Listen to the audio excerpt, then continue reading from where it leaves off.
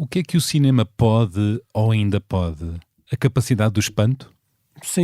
Sem dúvida a capacidade do espanto e a capacidade de nos devolver perguntas, talvez não tanto as respostas, não é? Esta velha ideia de um crítico francês que era o Serge Danet, que dizia o filme olhou para mim, não é? Nós vemos filmes, mas há filmes que nós sentimos que olharam para nós, não é? E foi o filme que pensou em nós também, não é? Onde fores, por onde vais, sente os pés onde pousas. Se alguém disser coisas más, diz que não ouças. Vê a beleza das pequenas coisas, a beleza das pequenas coisas, a beleza das pequenas coisas, a beleza das pequenas coisas. Uma conversa com Bernardo Mendonça.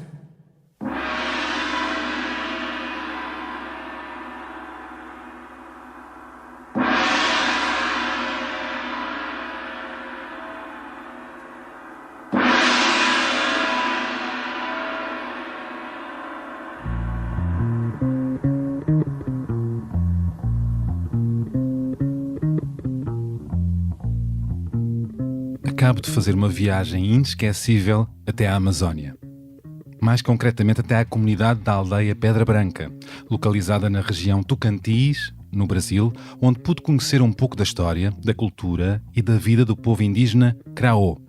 A viagem foi feita há poucos dias numa sala de cinema, em Lisboa, com a longa-metragem A Flor do Buriti, uma obra assinada pelo meu convidado, o realizador João Salavisa, e pela sua companheira na vida e na arte, a realizadora brasileira René Nadé Messora. O filme, que tem estreia marcada em todo o país no próximo dia 23 de março, prossegue o trabalho que a dupla tem feito com esta comunidade indígena, os Craô, que desta vez integrou a secção Um Certo Olhar e venceu o Prix d'Ensemble, que distingue o melhor elenco. Antes, João e René tinham realizado com os Craô o Chuva é Cantoria na Aldeia dos Mortos, em 2018, também distinguido com o prémio do júri na secção Um Certo Olhar no Festival de Cannes.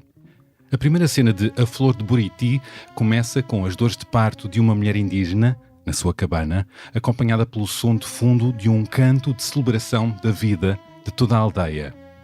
É preciso ter filhos, senão o nosso povo acaba, afirma uma mulher mais à frente. Hoje, diante de velhas e novas ameaças, os Craô seguem a sua caminhada sobre a sua terra sagrada e sangrada, reinventando diariamente as infinitas formas de resistência contra as invasões, roubos e assassinatos dos cupê, como são chamados os fazendeiros e peões brancos, movidos pela ganância do lucro e pelo desmatamento e exploração cega da região, sem regras e sem limites, que não só compromete a vida dos seus povos, do seu país, como de todo o planeta. Vou querer que o João conte como a sua vida e o seu cinema mudou profundamente desde que conheceu René e esta comunidade indígena brasileira, os Craô. O que é que se transformou na sua forma de filmar e olhar desde aí? Como passou João a encarar o seu papel na arte e na indústria do cinema, feita tantas vezes de concursos, financiamentos e prémios, de egos e vaidades, de Oscars e ursos, depois desta troca comunitária. Olhando pelo retrovisor, recordo que Montanha foi a primeira longa-metragem de João Salavisa, estreada no Festival de Veneza em 2015, no seguimento das curtas-metragens Rafa, que foi Urso de Ouro na Berlinale 2012, e depois também de Arena, que foi Palma de Ouro em Cannes em 2009. Filmes que abordavam as dores de crescimento da adolescência e suas prisões e desafios na cidade, nos bairros e nos lugares onde João cresceu e se movimentou. Foi a fase do fascínio por filmar os edifícios de Lisboa e uma certa juventude. E desde 2014, quando Salavisa conheceu o povo Craô, mudou radicalmente a temática e ângulo dos seus filmes e com a companheira René ganhou uma nova paixão por filmar, numa relação simbiótica entre vida e arte, e quer perceber a fundo o que é isso. Sei que Salavisa e René têm casa na aldeia dos Craô e numa cidade perto. Sei que inclusive foram batizados com nomes indígenas. O João, pelo que sei, é Uauá, a filha Mira é Piná e a companheira René é Pat Pro. Não sei se disse bem, vou tentar perceber. Quero, claro, que o João Salavisa me fale dos significados destes nomes e do processo e ritual de como tudo isto aconteceu. Sei também que a filha deles, a Mira, cresceu junto com as outras crianças indígenas e já tem um lugar e um papel especial na aldeia. Que experiência incrível! Uma história de bastidores que valia ela própria um filme, acho eu.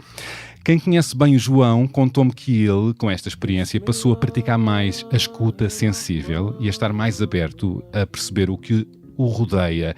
Que escuta é essa? E o que tem ganho o seu cinema com isso? Bom, assunto não nos vai faltar. É na sala de podcasts do Expresso onde arranca agora esta conversa. Olá, João Salavisa, bem-vindo ao podcast A Beleza das Pequenas Coisas. Olá, Bernardo. Já disseste tudo. Acho que me posso ir embora agora. Estamos livres agora para falar do que nos apetecer a partir deste filme. Vamos saltar juntos? Vamos a isso. Vamos. Pare por um minuto. O que é para si viajar?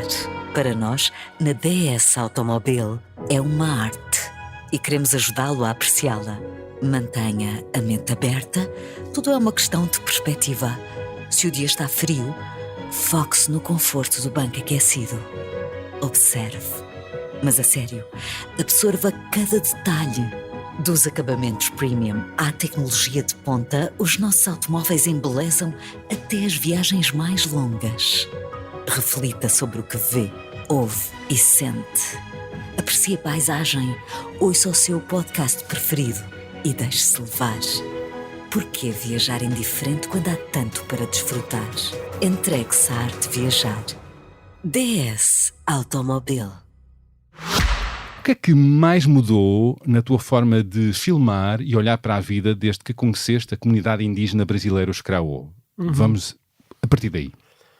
Bom, eu tive uma chegada à aldeia muito privilegiada porque cheguei com a René em 2014. A René já desde 2010 que frequentava e que tinha amizades na comunidade.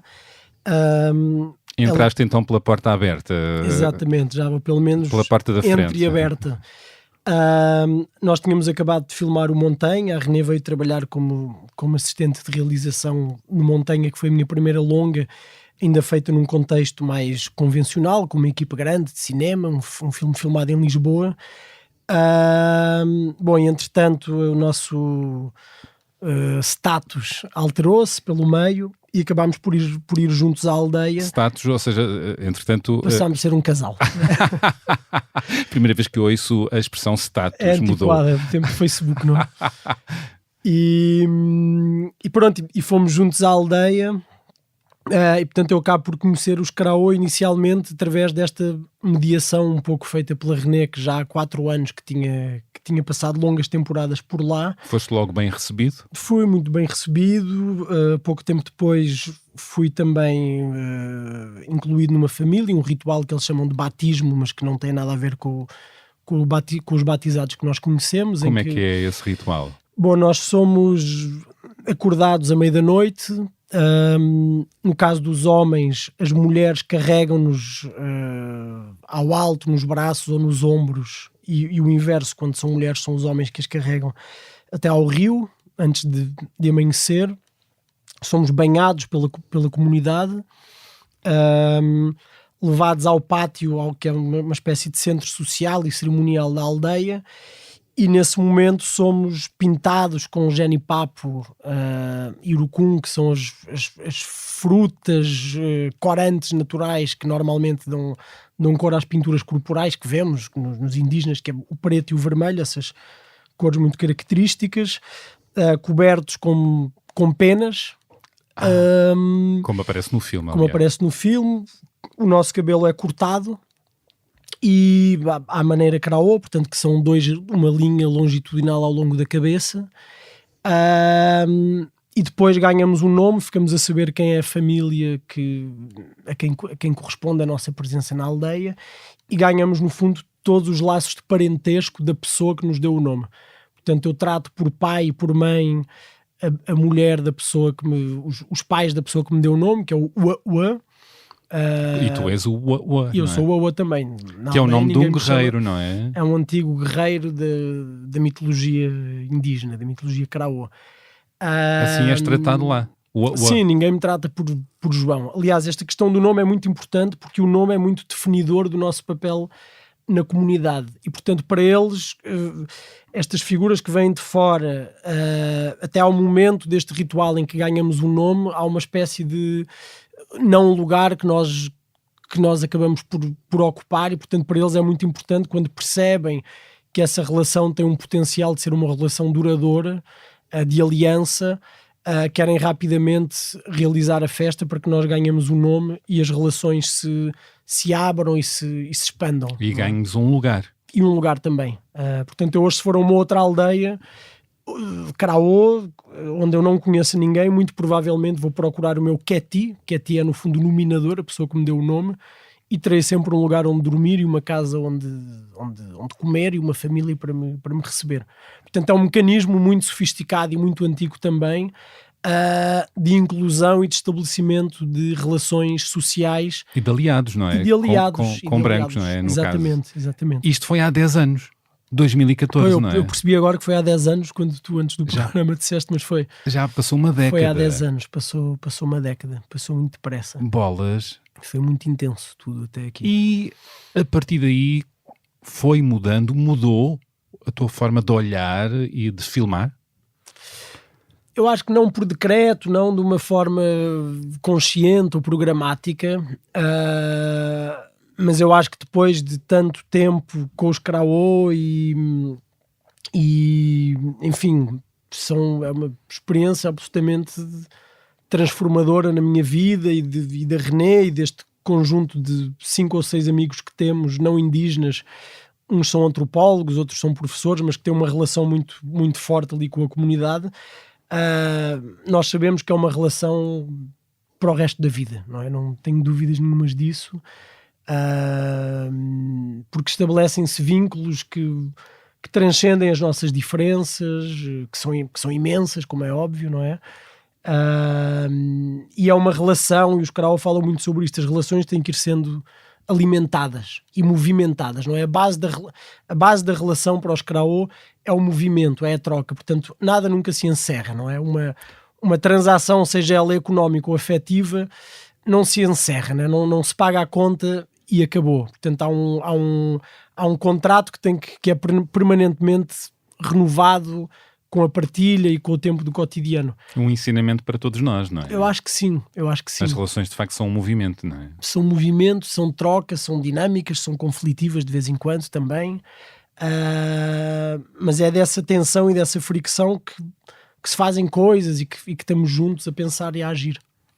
Fazendo esta viagem no tempo para há 10 anos e como é que foram os anos seguintes, o que é que mais te fascinou primeiramente neste povo indígena? Sim, bom, eu recordo-me sempre de imagens desta primeira estadia, onde estava de facto sem perceber nada de onde estava, por muito que tivesse ouvido coisas que a René me ia contando, mas eu lembro-me que numa das primeiras noites que dormi numa roça, portanto os Caraó têm as aldeias e sazonalmente deslocam-se para as roças, que são os lugares de plantio, e aí tem apenas uma pequena casa sem parede, com um tetozinho de palha improvisado, para acompanharem os ciclos agrícolas durante o plantio e a colheita. E dormimos numa dessas casas, e acho que foi na segunda noite, havia uma festa enorme, um ritual numa outra aldeia, e basicamente toda a gente se foi embora, os jovens e os homens e as mulheres, participar nessa festa, e eu fiquei sozinho só com a René, com a Vei Home, que é uma senhora de 70 anos da família com quem ficamos, e com o Panhi, que é um miúdo que hoje tem 12 anos, que na altura tinha 3 anos, era muito pequenino. E ficámos os 4 ali. Portanto, uma sensação de que eu estou absolutamente no meio da floresta, sem nenhuma pessoa por perto, se for preciso. E à meia da noite acordo e a Vei Home afasta-se para dentro da mata, com o miúdo ao colo a chorar, e cantava e cantava e cantava, e começou a cobri-lo com cinzas, fez um pequeno fogo e cobriu o neto com cinzas para o acalmar. E ela voltou para dentro, eu vi aquilo tudo meio naquele estado entre a vigília e o sono, e no dia seguinte de manhã ela contou-me, entrou um espírito aqui dentro, vocês não viram, ele atormentou o miúdo, e eu fui cantar, no fundo aquele canto era um pedido para esse espírito não nos atormentar essa noite, porque estávamos vulneráveis e sozinhos, e as cinzas eram para proteger o miúdo. E portanto nesse dia eu percebi que de facto os Karaó têm um entendimento muito mais amplo e um entendimento de que além dos humanos há muitas outras coisas aí que estão a agir e a pensar e a fazer. Há animais, há plantas, há espíritos, há rios que pensam e que falam e que interagem connosco num plano real, não é? E portanto fiquei cada vez mais atento a estas histórias e cada vez eu vindo de um... É isso. Tu vindo de Lisboa, um rapaz citadino... Totalmente. Foste sendo permeável a esse lado mágico, sensorial, muito relacionado com a natureza, com esta ideia de espírito, corpo, que aliás claro. tu passas para o teu filme, não é? E para o vosso filme, no caso. Foste sendo permeável também enquanto observador e habitante da aldeia quando estavas lá. Sim, o que me acontece quando estamos lá, o mundo onírico tem sonhos muito mais ricos e muito relacionados também com o mundo Karaó, sonho com animais, sonho com eles, e quando volto a Lisboa ou a São Paulo, onde também passamos algumas temporadas, outro dia até comentava isto com a René, os Karaó desaparecem dos sonhos, do espaço onírico. Tu andas numa espécie de AM/FM? Acho que sim, porque são, de facto, eu e a René temos uma vida um bocadinho insana na medida em que transitamos entre mundos muito, muito antagónicos, não é? Chamas antagónicos? Chamo antagónicos. Gostava que fossem complementares, mas acho que são antagónicos. E há forma de se complementarem? Eu acho que o que é incrível do que tenho aprendido com os Karaó é que de facto existe um povo, existem outros, mas que eu posso dizer por ter visto e vivido e continuar a testemunhar isso diariamente quando estou lá, que nos propõe uma outra forma de viver, de habitar. Em 2024, no caso. Tu chegaste não são uma utopia, não é? É isso, não são uma utopia e não estão presos ao passado. Exatamente. E queria que ajudasse a desmontar a palavra primitivo, que está muito associado por preconceito a estes povos. Tu já afirmaste os Karaós estão radicalmente na contemporaneidade. O que é que queres dizer com isto? O que eu quero dizer é que o nosso imaginário, provavelmente desde o século XVIII, quando se inventou esta figura do bom selvagem pelo Montaigne e por outros pensadores europeus, olhou-se para a Amazónia e para os povos indígenas como uma espécie de depósito de memórias daquilo que nós um dia teríamos sido e deixámos de ser. Como se o Ocidente tivesse perdido uma espécie de pureza e uma espécie de relação e atenção à natureza e a outros modos de habitar que se tinham perdido. E, portanto, colocámos os índios no passado, como uma possibilidade de passado, de nos revermos aquilo que um dia fomos, uma espécie de Éden, de paraíso perdido. E há um olhar sobranceiro, não é? Como se estivéssemos sempre no centro e mais sofisticados, mais evoluídos, não é? E um olhar também que vê a história como uma flecha unívoca de um sentido só. E que, portanto, um dia deixaremos de ser índios, passaremos a ter roupa, depois construiremos fábricas e vamos enriquecer, extrair minérios, e o resultado é este que está a dar, não é? Que estamos a ver. E há sofisticação e complexidade na forma como este povo vive atualmente, não é? E convive com uma série de conhecimentos e de tecnologia, claro. Claro, são e que são incorporados, não é? Que são incorporados a favor de princípios aí sim ancestrais. E isso é muito interessante. Nós vemos como, por exemplo, hoje, no outro dia tivemos uma antestreia do filme agora nos Açores, e houve um senhor muito simpático, mas que nos perguntava, para mim foi uma surpresa ver os Karaó com telemóvel. Com telemóvel, é verdade. E nós dizíamos... Um smartphone, não é, no caso? Um smartphone, portanto, com vídeos e com tudo. O que é muito interessante é como estas tecnologias hoje estão justamente a restituir uma continuidade geográfica e cultural que foi perdida ao longo dos séculos, não é? Portanto, hoje o Brasil, os territórios indígenas, é uma espécie de arquipélago enorme, mas o Brasil já não é todo ele ocupado por indígenas como há 500 anos, e este aparelhinho hoje permite que eles comuniquem com parentes com quem haviam perdido a relação às vezes há um século atrás, que povos próximos estejam a reaproximar, trocando imagens, vídeos, cantos, conhecimentos durante a pandemia. Olhando para ativistas indígenas, no caso, que chega a aparecer no filme, não é? E a sua luta política que os empodera, não é? Exatamente.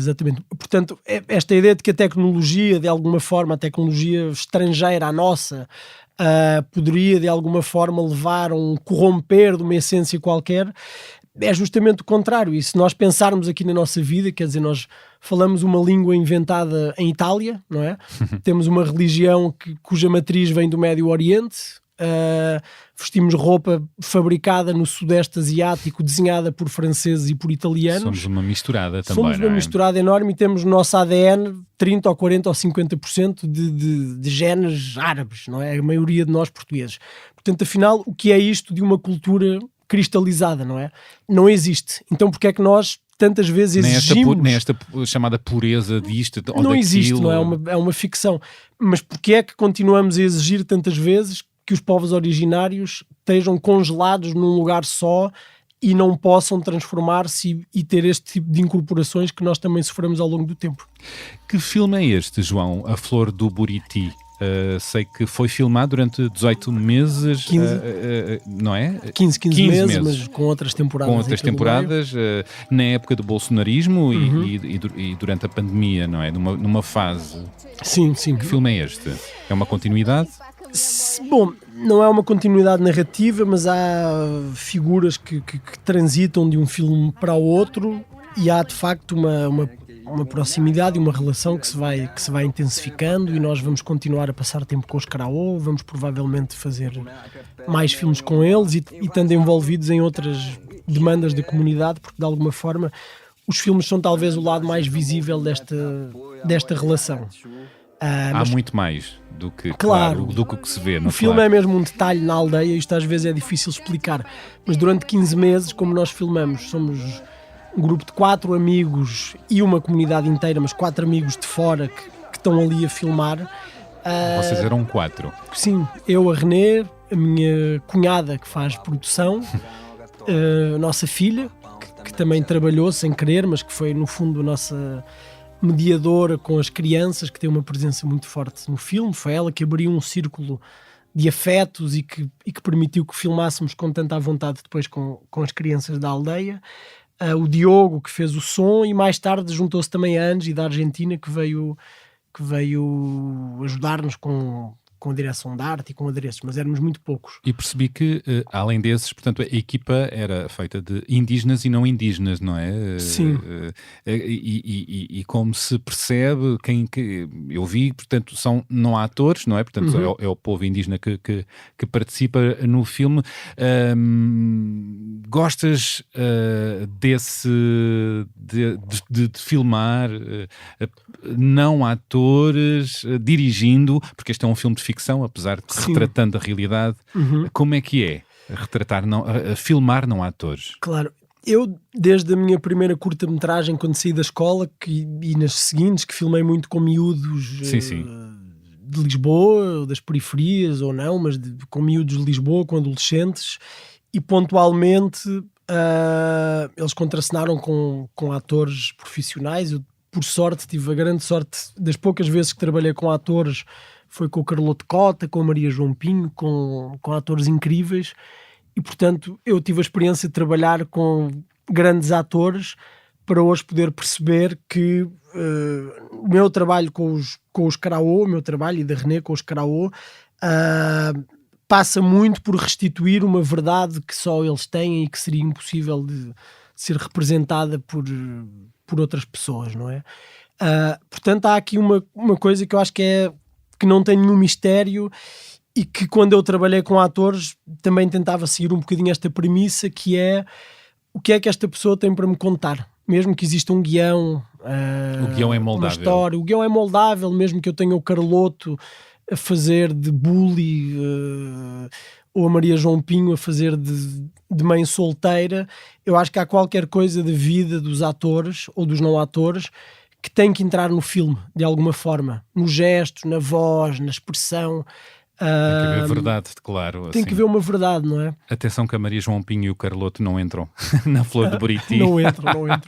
E pronto, de facto, quem protagoniza e quem entra neste filme é mesmo o povo Craô. E contaram-me que tens apurado ao longo destes anos o que referiram como uma escuta sensível. O que é isso?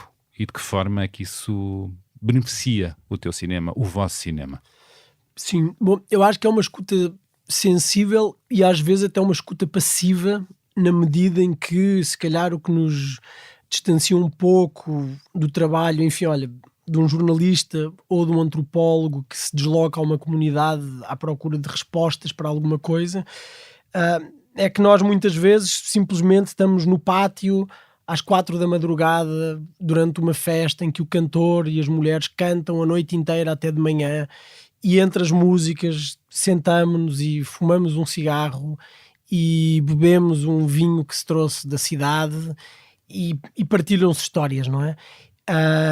E é uma escuta que é feita, que vem do convívio, de facto, que vem do tempo passado juntos, e os nossos filmes, mas também as relações com os Craó vão muito sendo nutridas por estes dias e por estas noites longas em que as conversas fluem e que há uma curiosidade mútua de nós pelo mundo deles e deles pelo nosso mundo.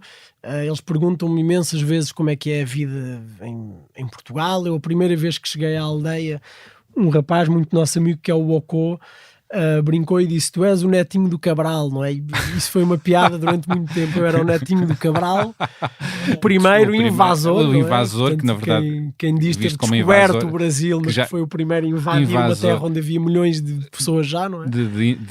Exato, povos originários. Exatamente. Mas portanto é uma escuta feita no cotidiano mesmo, não é? E isto aqui não se tem de uma outra forma, só mesmo com o tempo passado em comum. E o filme vai-se desenhando, os filmes vão-se desenhando nessas conversas, nessas noites e dias, com os problemas avançados, com as trocas. O guião vai-se construindo em conjunto? Vai, completamente, até porque a aldeia, a Pedra Branca, onde temos estado estes anos, entretanto mudámos, com a família com quem estamos, fundou uma aldeia nova, bastante pequena, onde moram 50 pessoas, mas nós até o ano passado passávamos muito tempo na Pedra Branca, que é uma comunidade com quase 600 pessoas. E, portanto, acontece imensa coisa, não é? 600 pessoas juntas, há um que partiu o pé, outro que está doente, os rapazes que foram jogar futebol a outra aldeia, um que está na cidade porque foi resolver alguma coisa, um antropólogo que chega para fazer pesquisa, e, portanto, há muita coisa a acontecer. Um grupo de homens que sai para caçar, as mulheres que vão apanhar sementes para produzir artesanato ou palha para as casas antes da temporada das chuvas. E, portanto, os dias são muito ativos e intensos e com muita coisa a acontecer, apesar de haver uma espécie de ideia às vezes bucólica de que na comunidade não se passa nada e que as pessoas estão ali a apanhar sol e a contemplar o mundo espiritual no rio, e a banhar-se no rio pronto, a vida é muito ativa e muito intensa, não é? E também há muita defesa, há muita atenção. Não só a vida corre com o cotidiano das atividades várias, como também se percebe que há um olhar e uma guarda em relação às invasões, aos roubos exteriores, não é? Dos cupê, não é? Chama-se assim, os cupê. Dos cupém, é um nasalado. Ao cupém. Os cupém. Que são os não indígenas, ou os brancos, se quisermos, mas o correto seria dizer os não indígenas, ou a sociedade não indígena envolvente. Que aparece no filme a roubar araras e a invadir a terra com gado, não é? Portanto, são interesses de agropecuária, que veem a terra indígena como uma terra improdutiva e, portanto, com um potencial exploratório. O gado sempre na linha da frente das invasões, lança-se 200 ou 300 cabeças de gado, queima-se a terra. Hoje há o famoso uma outra técnica de derrubada em que se amarra uma corrente com 50 metros de comprimento a 2 tratores que vão avançando, portanto consegue-se desbastar um campo de fumária de um campo de futebol em poucos minutos. E nós vemos, por exemplo, no caso da terra indígena dos Karaô, é um pulmão verde de 3.000 km quadrados, portanto podemos imaginar é cerca de meio Algarve. É um pulmão verde quase integralmente preservado, rodeado por um deserto de soja e de pasto para o agronegócio, não é? Portanto, aquilo que dizíamos há pouco, que de facto os Karaô nos estão a mostrar que são eles que sabem verdadeiramente preservar a terra, viver da terra, preservando-a também, não é? E este filme foi filmado, como eu disse, na altura de Bolsonaro, portanto, que foi uma altura terrível para o desmatamento, não é? E para... Foi, e a violência, de facto, não só a violência simbólica e discursiva, que isso se via diariamente na televisão, portanto, o discurso do Bolsonaro, dos ministros, de toda aquela gente que desde o princípio definiu os povos indígenas como um alvo a abater. Este discurso, obviamente, e a legitimação que o Estado brasileiro deu aos fazendeiros, às máfias da madeira, fez com que, de facto, no concreto e no Brasil profundo, como em Itacajá, que é a cidadezinha do lado de fora, a violência contra os indígenas e contra os territórios tenha aumentado imenso. Portanto, nestes 4 anos, houve coisas que estão no filme, pequenas máfias de ladrões de animais exóticos que entram, roubam ovos de arara, que saem da terra indígena a valer, se calhar, $100 e chegam a uma casa de um milionário em Nova Iorque ou em Paris, ou em Lisboa, quem sabe, a valer $50.000, não é? O custo de uma arara, ou 5.000 no mercado negro. Meu Deus. Portanto, há interesses... Isto é a realidade ainda hoje, Isto é real, não é? sim. Continua a ser assim. Claro que hoje em dia, apesar de tudo, com a mudança de governo, há instituições que estão lentamente a voltar a funcionar. O movimento está a ser... há uma inversão na política. Pelo que eu estive a pesquisar, o desmatamento reduziu 22% desde que Lula está no poder, não é? Entretanto, há uma ministra... É pouco mesmo assim. Pouco. Mas vê-se uma mudança, apesar de tudo. Como no filme aparece também, há uma ministra indígena, entretanto, que é a Sónia Guajajara. Que aparece no filme ainda como ativista, não é? Portanto, depois da rodagem, entretanto, houve as eleições e ela foi eleita, nomeada... Ministra dos Povos Originários. Exatamente, não é? Que é um ministério recém-criado também agora pelo novo governo. É a primeira vez que existe um ministério específico para os ditos assuntos indígenas, não é? Isto é importante. É importante e não deixa de ser uma pequena revolução que num país tão hostil contra os povos indígenas, que haja de repente uma mulher indígena à frente de um ministério dedicado a estas questões, não é? Começa a haver cada vez mais atenção por esse movimento, por este governo. No mundo, fala-se cada vez mais das lutas climáticas, há cada vez mais atenção para povos como os Karaô. E eu acho que principalmente as gerações mais novas na Europa, mas um pouco por todo o mundo, são as que sabem que vão sofrer na pele as consequências da crise climática. Inclusivamente há gente que já se recusa a utilizar a palavra crise climática porque se parte do princípio que as crises são passageiras, que se resolvem. E portanto que já vivemos num novo estado climático, que a crise é no fundo permanente e será permanente, não é? Obviamente que são os povos indígenas de todo o mundo, não apenas do Brasil, que nos estão a mostrar formas muito sofisticadas de ocupar a terra de uma maneira dita sustentável ou ecológica, que são palavras que obviamente eu não ouço na aldeia, mas que reconheço nas práticas, não é? Como eu referi na introdução, os teus filmes, antes de conheceres o povo Craô, abordavam as dores de crescimento da adolescência, as suas prisões, desafios na cidade. Foi também, filmavas muito Lisboa, os edifícios, e desde 2014, como referimos, tudo mudou muito. Podemos dizer que há um João Salavisa antes dos Craô e depois dos Craô? Enquanto realizador e enquanto pessoa. Sim, de certeza. E já agora, entre parênteses, também podemos dizer que há uma Lisboa que deixou de existir. Passaram apenas 10 anos, mas isto é outra cidade. Já não reconhece essa cidade que filmaste? Não reconheço de todo e nem moro mais em Lisboa. Moro agora na outra banda, moro na margem sul. E não reconheço mais a cidade de facto, e não é uma coisa de estar 10 anos mais velho, porque ouço amigos mais novos que partilham desta sensação, não é? De a cidade se ter evidentemente transformado numa cidade muito violenta, não a violência que alguns populistas defendem, portanto não é uma violência da rua, do crime, continua a ser uma cidade extremamente segura neste sentido, mas é uma cidade muito hostil para quem quer alugar uma casa, para quem quer trabalhar, para quem quer ter uma vida digna. Para a classe média, nem vamos para mais a classe longe. média. E não falar baixo, para a média baixa, para as pessoas que moravam e que moram nas periferias de Lisboa e que já conhecem esta violência económica há muito tempo, não é? Hoje é absolutamente impossível, mesmo, digamos, para um médico em início de carreira que ganha mais do que a maioria das pessoas, conseguir alugar uma casa em Lisboa, não é? Portanto, há qualquer coisa de absolutamente disfuncional que está a acontecer. Eu que tenho 40 anos, quando saí de casa, consegui, com uma amiga, depois com um amigo, alugava uma casa, alugava outra, dividíamos. Não era difícil arranjar casa? Não era difícil.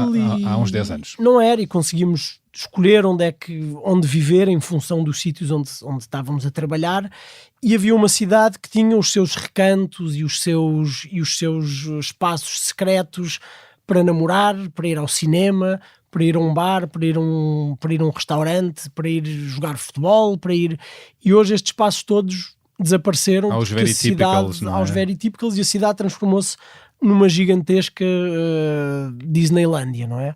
E portanto eu acho que há uma ideia de cidade que está a deixar de existir. Já não é bem uma cidade, é uma outra coisa. As pessoas estão a tentar reinventar sempre formas de fazer com que isto seja ainda uma cidade, mas eu já não acho que seja uma cidade, acho que é outra coisa. Inominável, não sei o que é, mas não é bem uma cidade. E não tão interessante, é isso? Muito menos interessante, muito menos... filmável, será, a teu ver? Alguém devia filmar o que se está a passar, e acho que tem colegas que têm feito esse esforço, não é? Mas muito, muito menos interessante, e é um pouco, não sei se já foste a Veneza, eu já fui, é lindíssimo, mas também não é uma cidade, não é? Veneza não é uma cidade, é um parque cenográfico belíssimo, mas não é uma cidade, não é? Ninguém vive em Veneza e diz, vou acordar de manhã, tomar o café, ler o jornal, depois vou ali trabalhar, depois ao fim do dia vou jantar fora, as coisas que se fazem nas cidades, depois vou com o meu filho ao parque infantil, depois isto é o que se faz nas cidades, sempre se fez, depois vou estender a roupa, depois vou...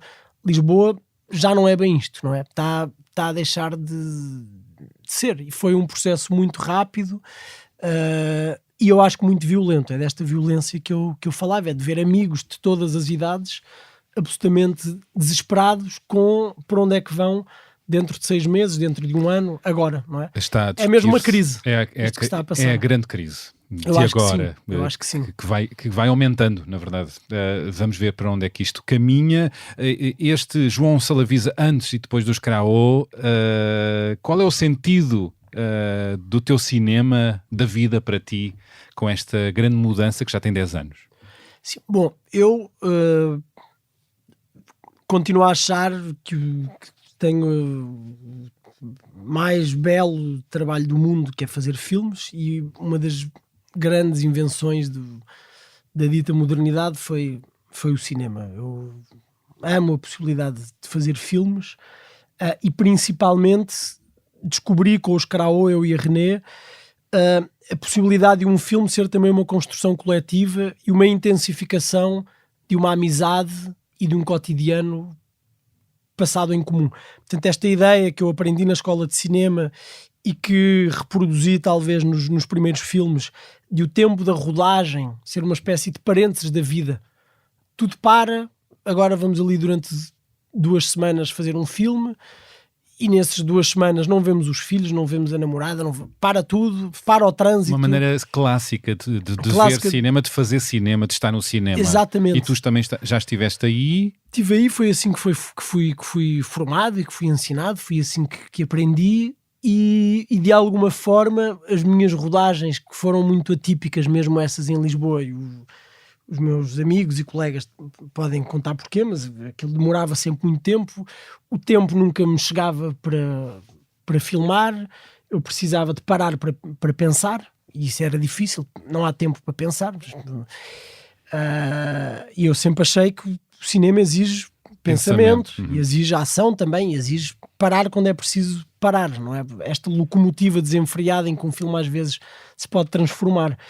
E de facto com os Karaô, porque eles permitiram isto e porque se engajaram nesta forma de trabalhar e se envolveram, nós descobrimos uma forma de fazer um filme em que o filme não se impõe sobre a realidade, não se impõe sobre a vida das pessoas, e a realidade vai escorregando lentamente, devagar, para dentro do enquadramento e do filme, e o filme vai-se construindo devagar, não é? Nós demoramos 15 meses a filmar, não há muita gente que na ficção, pelo menos, que fique 15 meses a filmar, e acho que só não ficamos mais tempo por limitações materiais, orçamentais e por aí adiante.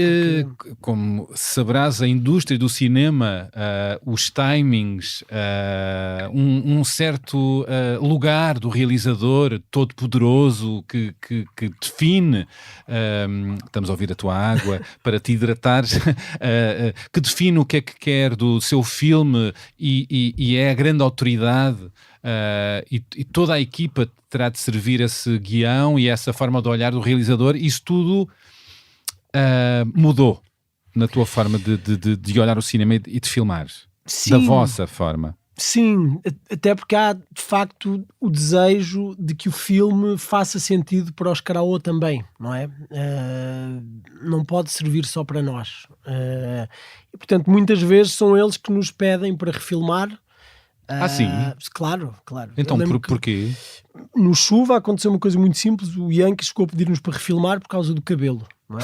O cabelo é uma coisa muito importante para os Karaô. Ele viu e disse, não está bom. Não está bom. O cabelo, pudesse, não é o plano. O cabelo. E, portanto vamos refilmar, há tempo para isso, há condições para isso, e refilma-se. E se alguém está doente, para-se e espera-se. Seja um Karaô, sejamos nós. Acontece com frequência. O clima é muito intenso nos Karaô, temos dias de 45 graus, portanto a saúde nem sempre está nas melhores condições, para-se e espera-se. E o ritmo do cinema clássico no mundo não é nada assim, não é? Não é nada assim, é um ritmo que se impõe sobre a realidade. Exato, o cinema impõe sobre a realidade e aqui os assistentes de realização, antes de se filmar, o que é que dizem? Silêncio, gritam silêncio. Exatamente. Para tudo, para o trânsito, e agora vamos filmar. Para a vida. Para a vida, para a realidade. Se pudéssemos parar as nuvens também para não chover, parávamos, não é?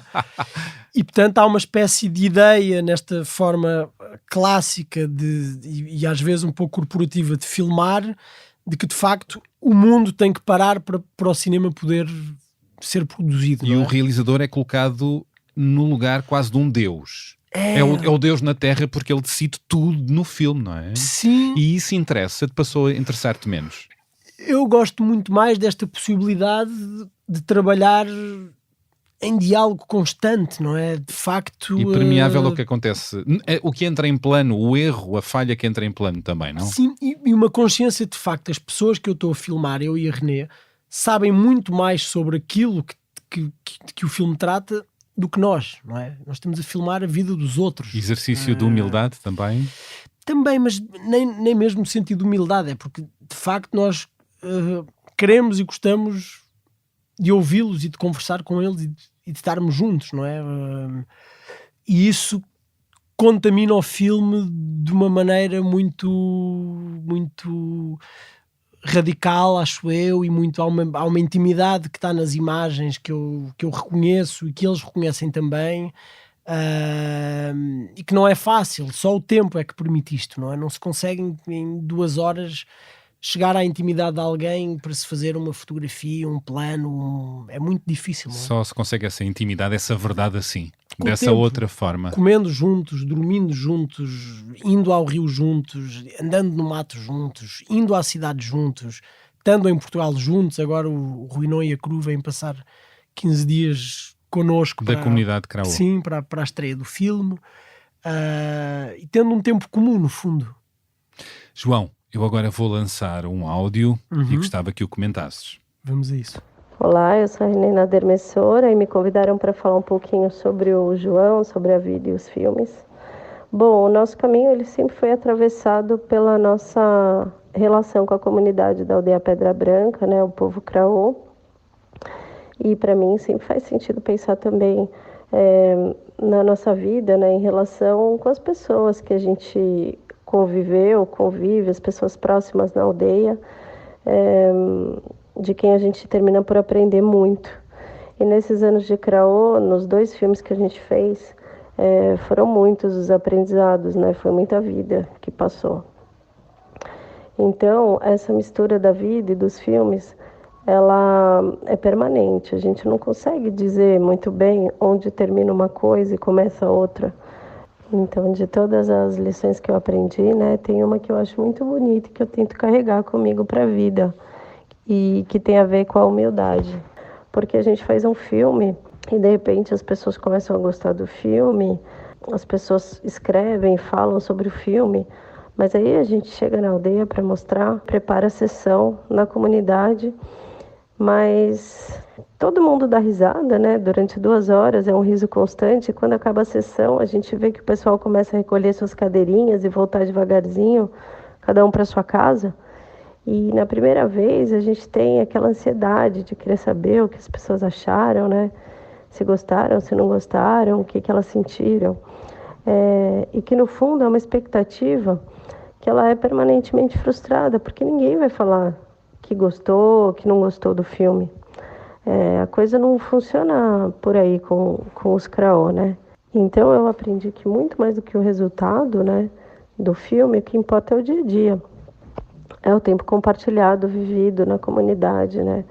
É comer junto, é chorar junto. É o caminho.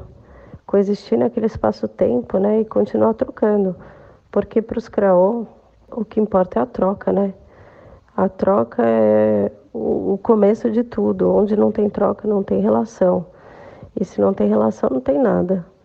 Por isso que no fim do nosso filme, do Craorã, a música que a gente escuta diz que é preciso 2 para matar a onça, né? Para enfrentar a onça é preciso um par. Nesse sentido, eu queria perguntar então para o João, né? Para o meu amor, qual que é a grande lição? Se é que tem uma, né? Eu acredito que são muitas as lições, mas uma que ele tenta carregar para a vida e para o jeito que ele filma também. O que ele aprendeu do Rabotchet, da Batpro, do Intundente, do Keti dele, e que ele carrega como aprendizado cada vez que a gente vai filmar. É isso. Bom, acabamos de ouvir a realizadora brasileira Renina Dermessora, a companheira do João na vida e no cinema. Vamos ouvir a resposta do João na segunda parte deste episódio, onde vamos mergulhar mais a fundo no seu cinema, nesta experiência que tem 10 anos.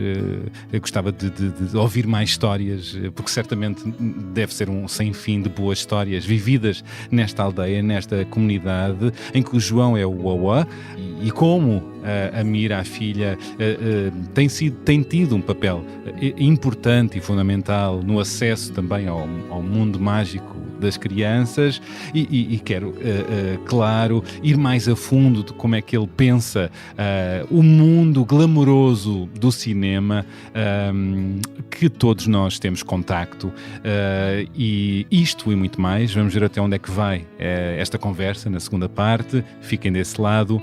Boas escutas.